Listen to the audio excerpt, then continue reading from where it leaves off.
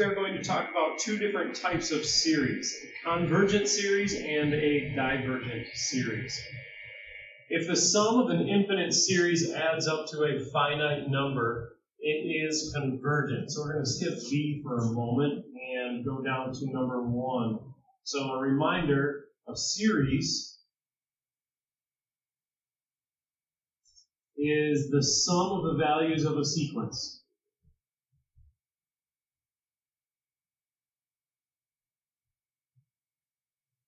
I'm just going to say of a sequence. So you add up all the numbers in a sequence, that's what a series is. If the values along the sequence approach 0,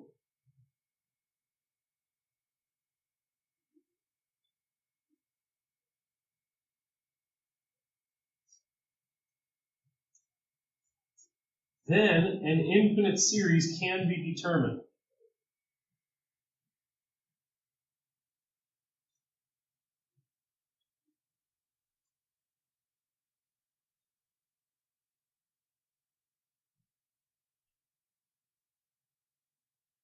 So this is something that we've talked about already, that when the values of a sequence are approaching 0, you can find the sum of an infinite number of terms of that sequence. So then number 3, if a series can be determined, let's say if it can be determined,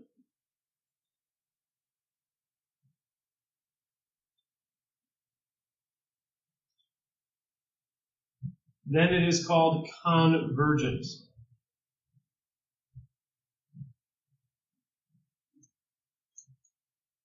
It's called convergent because it actually converges on a finite sum. So if you find that a sequence, an infinite sequence, has its values approaching 0, then the infinite series can actually be determined. It is a finite number, and it is converging on that finite number and getting infinitely close to it. So it is called a convergent series. If number 2 is not true, if the values do not approach 0, then it does not converge on a particular finite sum, then it is called divergent. So here's a series: 1/2, negative 1/4, 1/8, negative 1/6, 1/32, negative 1/64. What's happening is we're multiplying by negative 1/2. These 3 dots here mean therefore. Therefore, the absolute value of r is less than 1, which means the infinite series can be determined, so it is convergent. So we can see that these terms, 1/2, 1/4, 1/8, 1/16, 1/32, 1/64, I forgot to say negatives on these 3, but they are getting closer and closer and closer to 0, which means that this series will converge on a particular finite sum, so it is called convergent.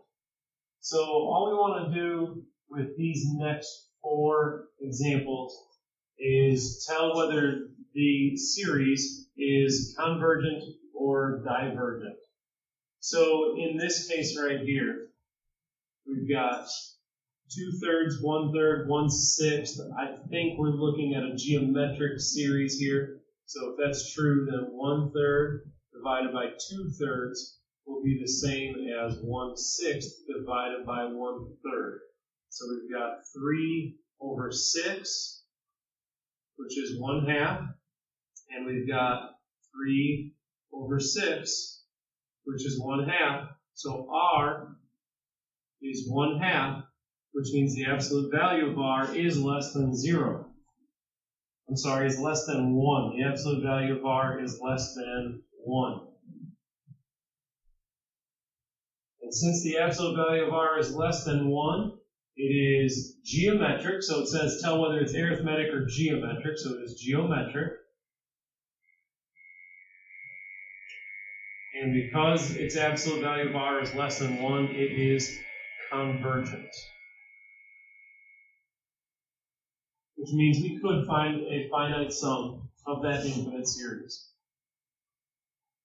This next one looks like it might be arithmetic. So I'm going to try -2 minus -4 and 0 minus -2. So -2 minus -4 is -2 plus 4. That's 2. 0 minus negative means plus 2, and that's also 2. There is a common difference of 2. So it is arithmetic.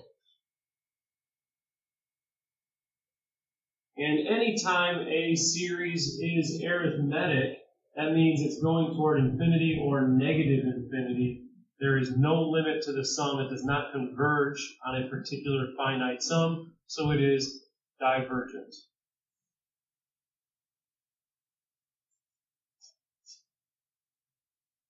Looks like here we're multiplying by 3. 3 over 1 is 3. 9 over 3 is 3. So there is a common ratio of 3. So it is geometric.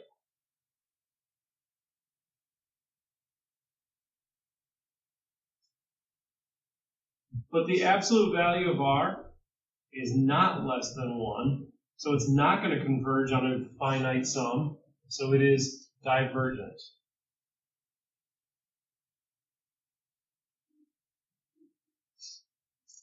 And last, looks like we're probably geometric here.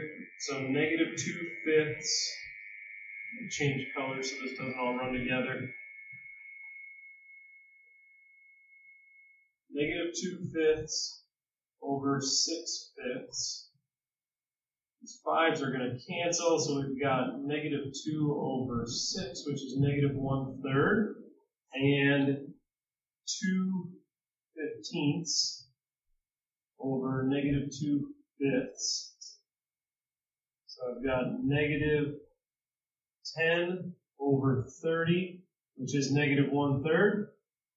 Okay, so I've got an r of -1/3. The absolute value of r is less than 1, so it is geometric, and it is convergent.